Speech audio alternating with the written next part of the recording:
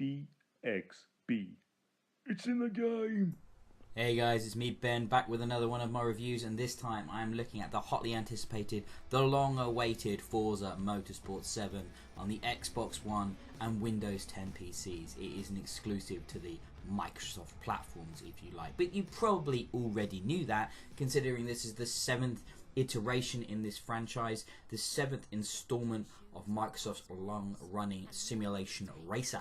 Might I say, before I get into the weeds and the negatives and the things that maybe aren't the best, let's talk about what's amazing.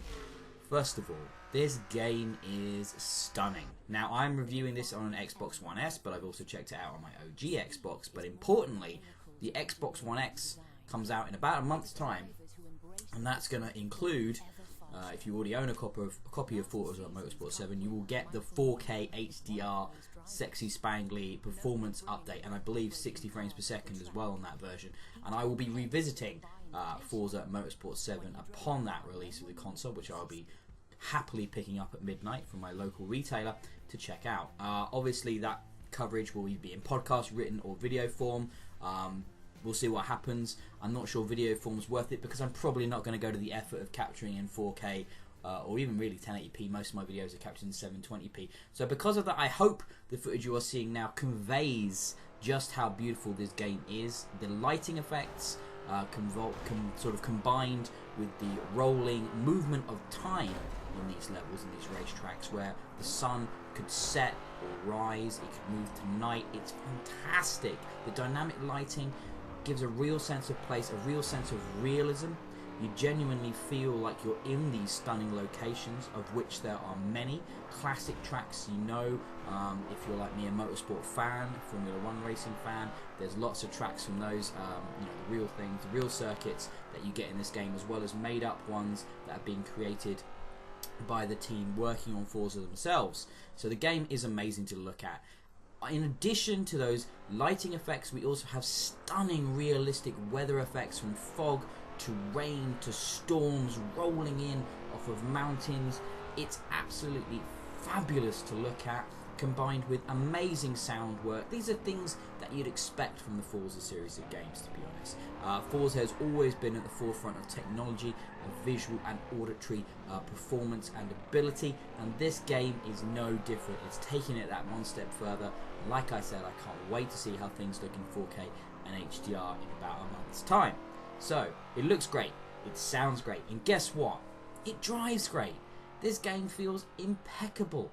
The sense of speed is the best yet in the Forza series, and it's often been my criticism, actually, that when I'm a simulation racing guy when it comes to Formula 1, and the sense of speed in the Formula 1 games is impeccable. It is mind-blowing. It is so difficult and challenging and rewarding, and Forza has always felt a bit slow to me.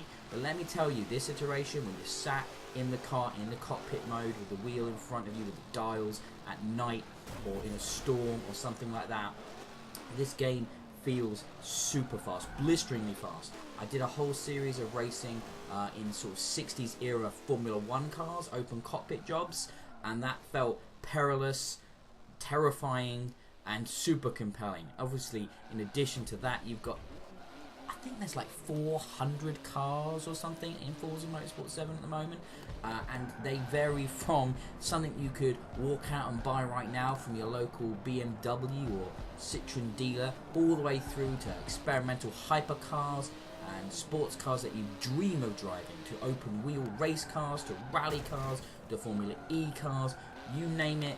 They go across the entire gamut of motor racing here, and that, there's no lack of variety in the cars or in the tracks and the environments. Now the game, like I've said, now let's tick these boxes, let's go down the list. It looks great, it sounds great, and it plays great. What more do you need? I mean, this game is fun to play, it is challenging to play, but it's as challenging as you want it to play. You might have seen in some of the videos here, I drive, at least in the videos that I've captured, I've been racing here with the braking line on. I sometimes use ABS and traction control, but that depends on how simulation I'm feeling. You can change all of this. You've got the driver task system as well in place here, which you can make more or less aggressive and obviously vary their difficulties. You can really customize the experience to be so incredibly easy, where you've got things like braking and steering assists, to incredibly simulation with tyre wear, with vehicle damage that affects handling will actually get you out of the race without any driving lines, without any kind of ABS. You can turn it all off, and you'll usually get a benefit in the credits and the XP rewards at the end of the race due to that. Or you can go somewhere in the middle like I do with custom settings, where I will bump things up or bring things down depending on the challenge I want at that moment, or depending on the type of car I'm driving, my familiarity with it, or for my familiarity with the track I'm on. So there's lots of variety you can do in that. One of the new things we've got this year, one of the controversial things we've got this year, is the inclusion of loot boxes. Now, one of the big things that you get out of these loot boxes are these mods, which are basically cards. It's card packs out of loot boxes. And these cards are limited use, so they can be single use or up to about 5 times. And when you activate them, they can also modify. You can have 3 of these, up to 3 of these active on any track. And these can modify the different kind of challenges that you will face when racing with those things on. So it might be things like you need to place first, or you'll start further down the grid, or you need to execute so many perfect passes. And when you do these things, they will modify your XP and your credit rewards. So that's cool, I guess. The other thing you get out of these loot boxes are driver gear and stuff, appearance modification, so how you're dressing up for when you're racing, because that matters a lot, I guess. It doesn't really matter at all. It matters a bit in multiplayer, I guess, because your avatar is represented in that sort of lobby system, and when you get on the podiums, etc. But when you're in a car, it doesn't matter what it looks like. They look nice, though, don't get me wrong. There's lots of different variety, classic ones, older ones, rally ones, GT race ones, Formula 1 type ones. There's lots of variety in them, but it seems pretty unnecessary. But it's a fun gimmick. So those come out of the packs. Cars come out of the loot boxes.